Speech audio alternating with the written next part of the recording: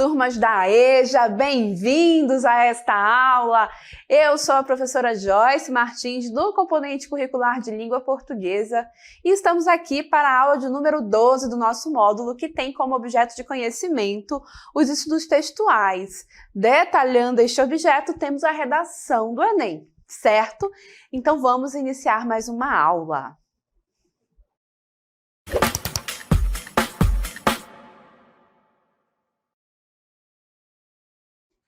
Então, pessoal da EJA, para tratarmos deste tema, para abordarmos a redação do Enem, é importante compreender que esta redação vai se enquadrar, vai ser um gênero textual que se enquadra dentro da proposta, do tipo textual dissertativo argumentativo, o qual foi trabalhado e exposto ao longo da aula 11 deste módulo, certo?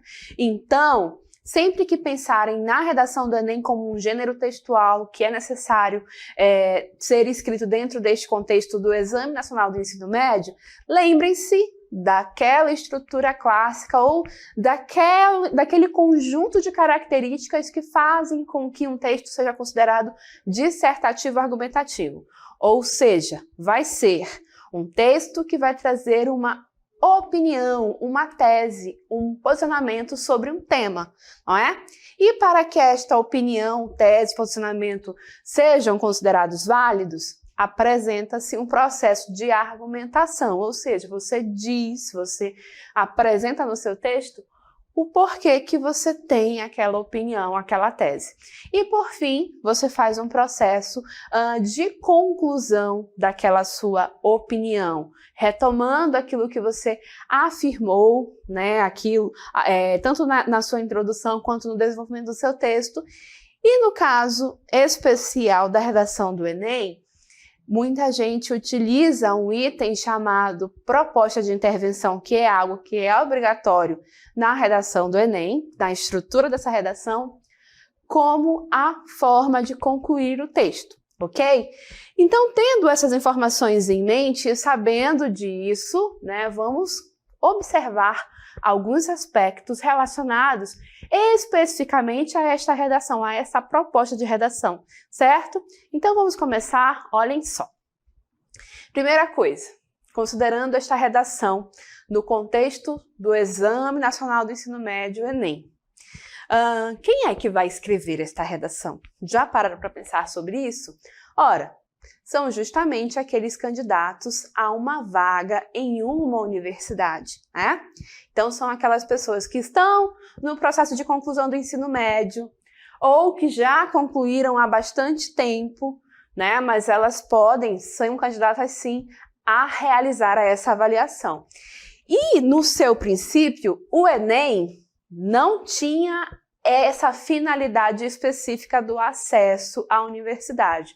O Enem foi pensado e estruturado inicialmente para ser um exame que media o processo de proficiência dos estudantes ao final do ensino médio, assim como é feito nas outras etapas da educação básica, e também é feito um exame semelhante dentro do ensino superior, que é chamado de ENAD. Então, o Enem, no seu princípio, tinha essa finalidade, fazer um estudo a respeito da proficiência, ou seja, o aluno que sai do ensino médio sai com que grau de instrução, como é que está a sua proficiência, ele é um aluno que realmente desenvolveu as habilidades necessárias para o concludente do ensino médio ou não? Em que nível de formação estão os meus alunos? Essa foi a finalidade principal e inicial do Enem. Com o tempo, ele passou, a nota que o aluno obtinha no Enem passou a ser utilizada para esse processo do acesso à universidade.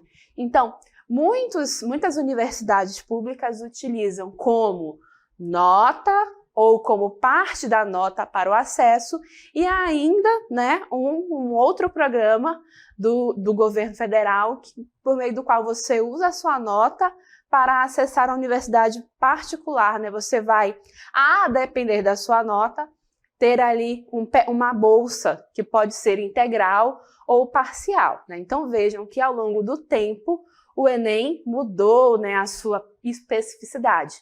E por conta disso também, aumentou significativamente o número de inscritos no Enem, correto? Ainda voltando na nossa primeira cartela, tenhamos em mente o seguinte, então, quem escreve a redação do Enem é o candidato, né, que vai fazer essa prova que não se resume à redação, né, mas a redação é uma parte significativa e muito importante. E por que que ele escreve? Justamente por conta disso, né, porque esse texto ele faz parte dessa avaliação e vai permitir ao candidato expor seus pensamentos e opiniões a respeito de um assunto contemporâneo da sociedade brasileira. Então, o tema da redação do Enem vai ser algo sempre relacionado à sociedade brasileira e sempre baseado em questões atuais, correto? Seguindo adiante. E aí vem essa situação, né? Para quem que esse aluno vai escrever essa redação? Para o Enem, né? Para este exame, mas o Enem, ele tem aí os seus critérios avaliativos. E quem é que representa o Enem nesse processo? São os avaliadores. Cada redação passa pelo menos por 2 avaliações. E esses avaliadores, eles são treinados para avaliar essa redação com nota de 0 a 1000, certo?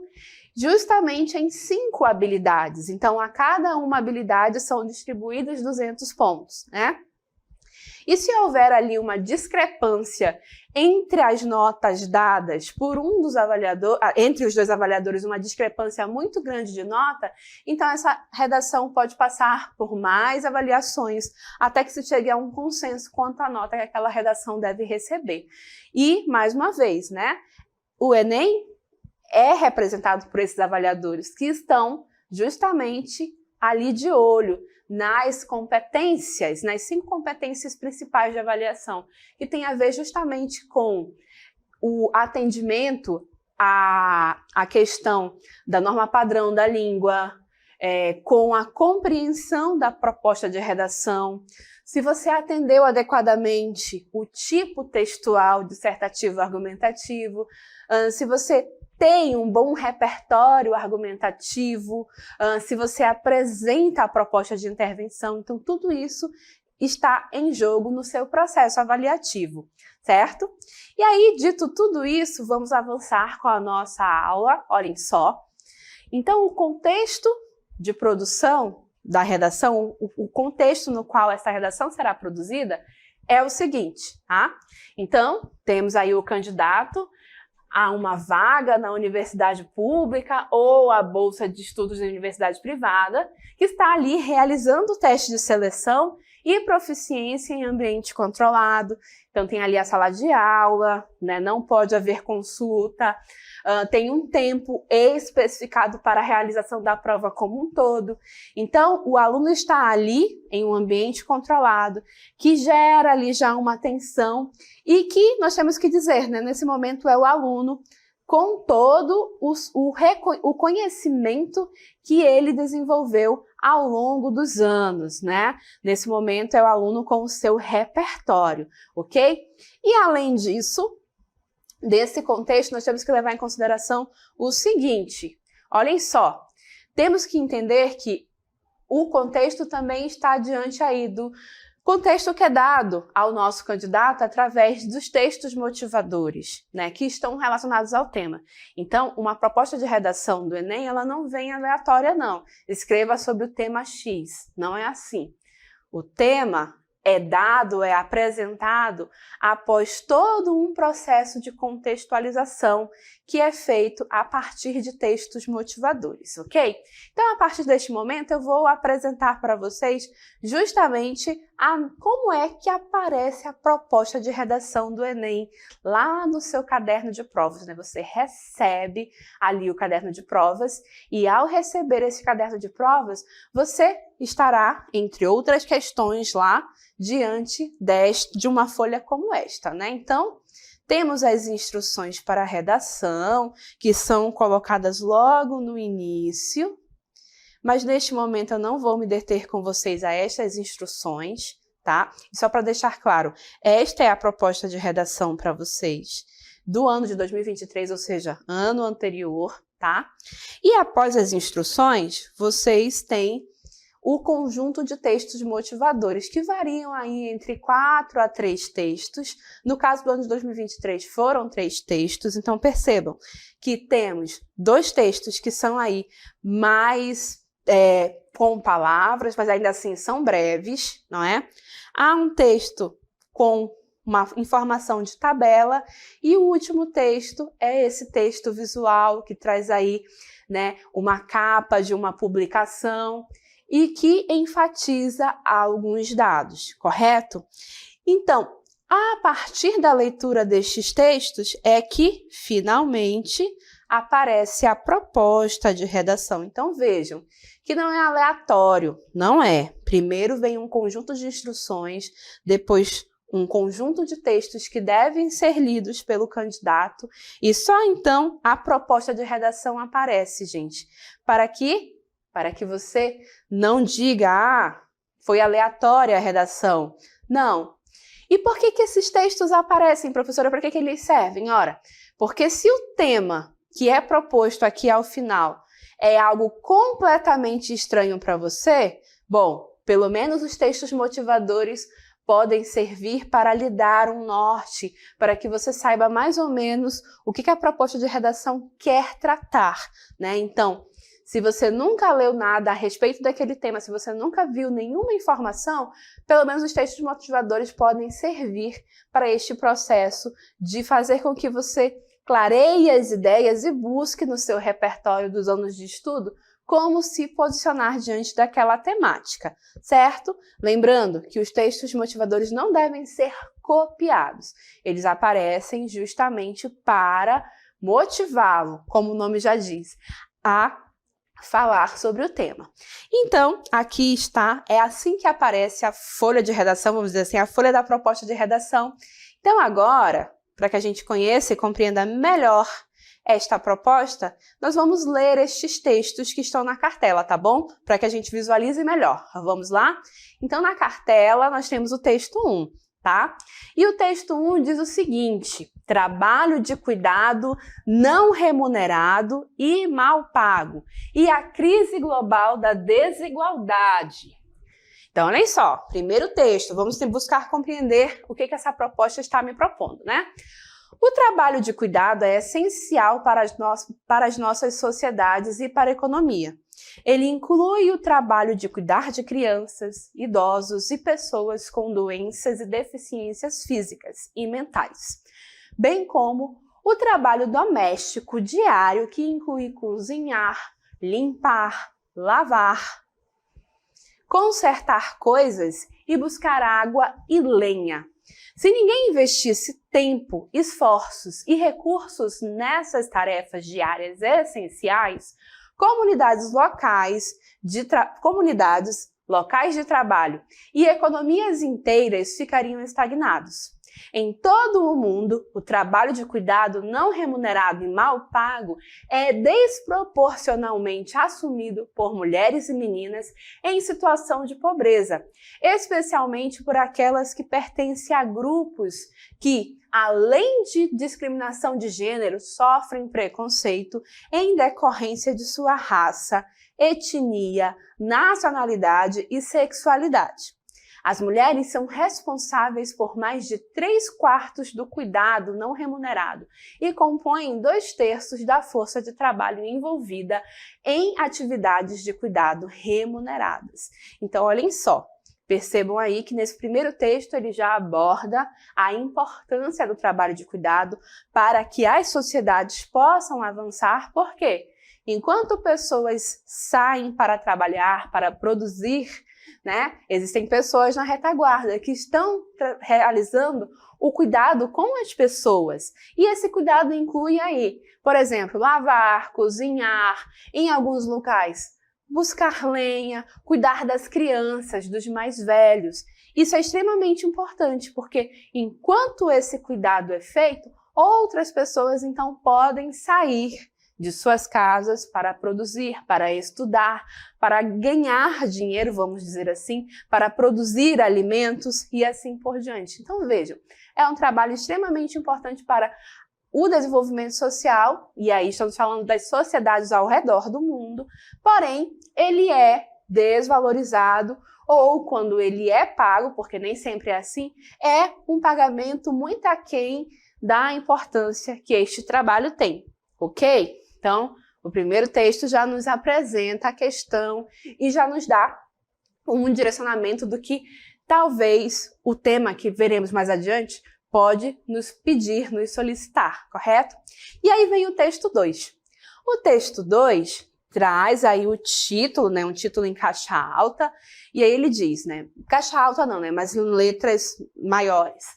Média de horas dedicadas pelas pessoas de 14 anos ou mais de idade aos afazeres domésticos e ou as tarefas de cuidado de pessoas por sexo, né? Então, os homens que têm 14 anos ou mais de idade, quantas horas essas pessoas, né, homens, dedicam ao trabalho de cuidado?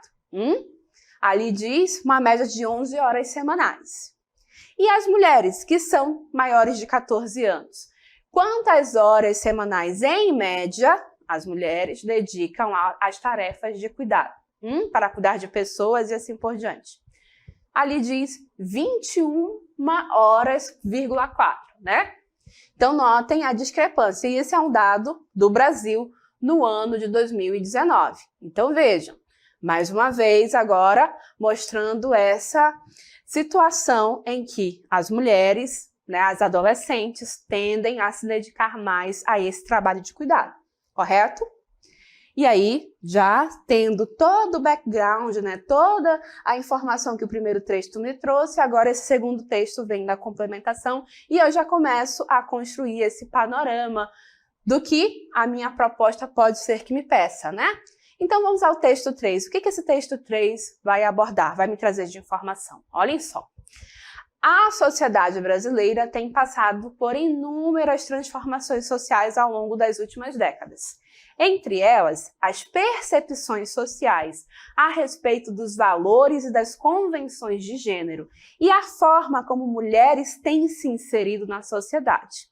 Algumas permanências, porém, chamam a atenção como a delegação quase que exclusiva às famílias e nestas às mulheres de atividades relacionadas à reprodução da vida e da sociedade, usualmente nominadas trabalho de cuidado. Então, nesse texto, fala-se que sim, as sociedades têm passado por processos de transformação aí na questão dos papéis sociais, porém, as mulheres seguem sendo aquelas que têm maior parcela de responsabilidade no que se refere ao trabalho de cuidar. E aí, por cuidar, entendam, desde as próximas gerações até aqueles que estão já mais velhos, né? E isso é quase que uma exclusividade, né? Quase não se questiona o fato de as mulheres terem que assumir este papel. É como se fosse naturalizado. E justamente por ser naturalizado, muitas vezes não é enxergado como um trabalho, como uma carga de trabalho que as mulheres assumem, correto? Então notem, todo esse processo, todo esse percurso que os textos motivadores estão me ajudando a percorrer, correto? E aí chegamos ao último texto. O último texto traz o seguinte para nós: desafios do cuidado. Aumenta o número de pessoas que demandam serviços de assistência, obrigando os países a repensar seus sistemas de atenção. No Brasil, o protagonismo continua familiar. E notem que temos aí o desenho, né, o contorno de um corpo de uma mulher adulta, né? E ela está de braços dados com uma criança e uma pessoa idosa, né? E nota que esses desafios de cuidado, cada vez mais, são desafiadores, mas que seguem sendo sempre responsabilidade da família, tanto, na maioria dos casos, tá, gente? Tanto no que se refere às crianças, quanto aos mais idosos, né? O protagonismo segue sendo familiar em relação a esse processo. Claro, existem iniciativas e ações do Estado, né, como a questão das creches e alguns abrigos para as pessoas mais idosas, mas em geral, as crianças são cuidadas sim pelo âmbito familiar e os idosos também. E neste âmbito familiar, são as mulheres que tendem a assumir o protagonismo, ou seja, o papel principal nesse processo do cuidado, certo? Então, com todo esse conjunto de informações que os textos motivadores me levaram a observar, certamente nós começamos então a pensar em situações que vivenciamos, observamos como exemplos, coisas que lemos ao longo da nossa vida escolar, notícias, filmes que assistimos e assim por diante. Isso certamente amplia um pouco mais o nosso olhar. Como eu disse, se eu nunca tinha ouvido falar sobre o tema ou nunca tinha refletido sobre ele, certamente após ler os textos motivadores, nós começamos a olhar para este tema e a entendê-lo na sua complexidade, correto? E aí sim chega a proposta de redação. Que então o Enem, este exame nacional tão importante, me propõe como produção textual. Então vamos lá. A partir da leitura dos textos motivadores e com base nos conhecimentos construídos ao longo de sua formação, ou seja, você já se formou no ensino médio, mas você teve vários anos de formação e ao longo dessa formação você foi tendo contato com diferentes informações, diferentes leituras. Então, você vai juntar o que os textos motivadores trouxeram de informação com toda a sua bagagem, o seu repertório e vai então fazer o quê?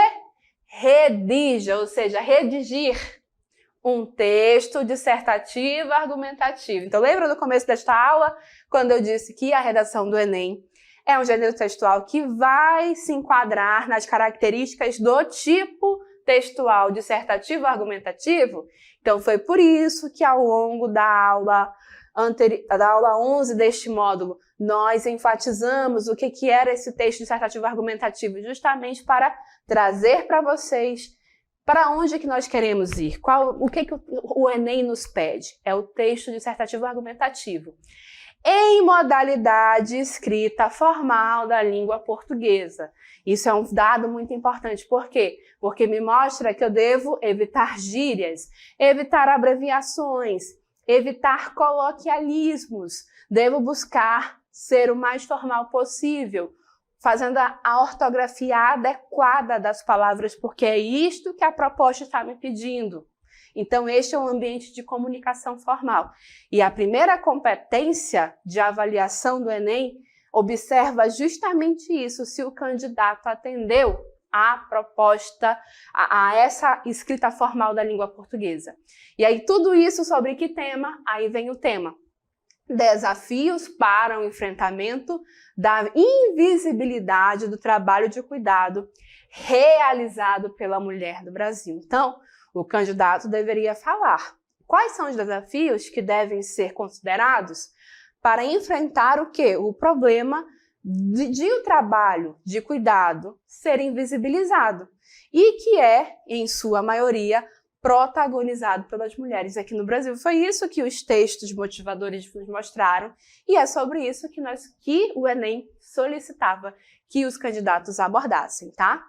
E aí, apresentando proposta de intervenção, porque se o texto não tiver proposta de intervenção, você já tem uma nota 200 pontos menos, né? Porque 200 pontos são atribuídos à proposta de intervenção, tá? E que respeite os direitos humanos. E aí, gente, o texto, a proposta ainda recomenda: selecione, organize e relacione de forma coerente e coesa argumentos e fatos para a defesa do seu ponto de vista. Então, viram que essa proposta, ela realmente traz bastante aspectos, muitos pontos a serem observados para que você, de fato, consiga desenvolver esse texto que é solicitado neste exame. Mas que quando você tem contato com essa proposta e entende o que ela solicita, não é assim tão complexo, mas você precisa atender a todos os pontos que são solicitados, ok? E aí, lembrando, se é um texto dissertativo argumentativo, como é então que a gente tem que estruturar esse texto? Olhem só, a gente então vai começar pelo tema que já foi dado, né? Essa questão dos desafios para o enfrentamento da invisibilidade do trabalho de cuidado das mulheres, feito pelas mulheres no Brasil, não é? E aí, deste tema, você vai fazer o quê? Elaborar uma tese. Isso mesmo. O que é a tese mesmo, professora? Ora, é a sua opinião, é o seu posicionamento, é o seu ponto de vista sobre este tema. E aí, uma vez que você tem a tese, o que você vai fazer? Você vai selecionar, relacionar argumentos, vai construir a tua argumentação. Por que você vai fazer isso? Justamente porque você precisa sustentar a sua tese, sustentar o seu ponto de vista, a forma como você pensa sobre o tema, tá bom? E aí, ao finalizar a sua argumentação, a sua sustentação, você vai fazer, para concluir o seu texto, a proposta de intervenção, né? Se não tiver proposta de intervenção, você já perde 200 pontos. Mas, professora, eu só posso concluir se for com a proposta de intervenção? Não. A sua proposta de intervenção pode estar distribuída ao longo do texto. Não é obrigatório que esteja na conclusão. Porém, fica mais fácil em termos de estrutura de texto se você fizer dessa forma. Mas, se você quiser distribuir essa proposta de intervenção ao longo do texto, não tem problema. Ela só não pode deixar de existir. Aliás, perdão, ela só não pode não estar no teu texto, tá? Porque se ela não estiver, aí sim é uma questão problemática para sua nota, tá bom? Dito isso, lembram das instruções iniciais que eu anteriormente não dei ali muita ênfase, mas mostrei para vocês que a parte está no topo da proposta de redação? Agora nós vamos enfatizar, então, essas instruções para a redação. Então, olhem só, primeira coisa, o rascunho da redação, porque a gente sempre faz um rascunho do texto antes de ter o texto definitivo. Aliás, esta é a nossa recomendação para qualquer texto. Escrever e reescrever o texto até que ele fique melhor, com as ideias melhor organizadas, né? Então, o rascunho da redação deve ser feito no espaço apropriado. Daqui a pouco eu vou mostrar esse espaço apropriado para vocês, tá? O texto definitivo deve ser feito à tinta, na folha própria, em até 30 linhas. A redação que apresentar cópia dos textos da proposta de redação ou do caderno das questões terá o número de linhas copiadas desconsiderado para efeitos de correção, tá? Então, se você copiar, as linhas que forem copiadas vão ser anuladas, tá? Receberá nota 0 em qualquer das situações expressas a seguir a redação que tiver 7 linhas escritas ou menos que isso, tá? Porque vai ser considerado um texto insuficiente. Fugir ao tema ou não atender ao tipo dissertativo argumentativo, ou seja, se você contar uma historinha, fizer uma descrição, escrever um anúncio publicitário, a depender da forma, né, como você fizer, vai ser desconsiderado e sua redação será igual a 0. Ou então, a redação que apresentar parte do texto deliberadamente desconectada do tema proposto, ou seja, do nada você escreve uma parte do texto que em nada conversa com o restante. Escreveu do nada uma música, uma receita de bolo, certamente a sua redação também vai ser zerada, como se costuma dizer. E aí eu disse para vocês que eu ia mostrar, vamos mostrar então, o caderno de redação do Enem traz a folha de rascunho. Você deve rascunhar a sua redação nesta folha aqui, sempre, tá, gente? O rascunho deve ser no local adequado, tá? E a folha na qual você vai entregar a sua redação é muito parecida com essa aqui, só não está escrito aqui, rascunho da redação. E tem a sua identificação como candidato para o corretor, tá bom? Mas é muito similar a esta, tá bom? E para encerrar esta aula, nós vamos apresentar um vídeo extremamente interessante, porque lá na proposta de redação afirmava-se que a proposta de intervenção deve respeitar os direitos humanos. Mas vocês sabem o que são os direitos humanos?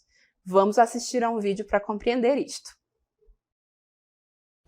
Olá pessoal, eu sou o professor William Costa, eu também sou advogado e estou aqui para falar com vocês sobre direitos humanos. Os direitos humanos são direitos que são inerentes a toda pessoa humana.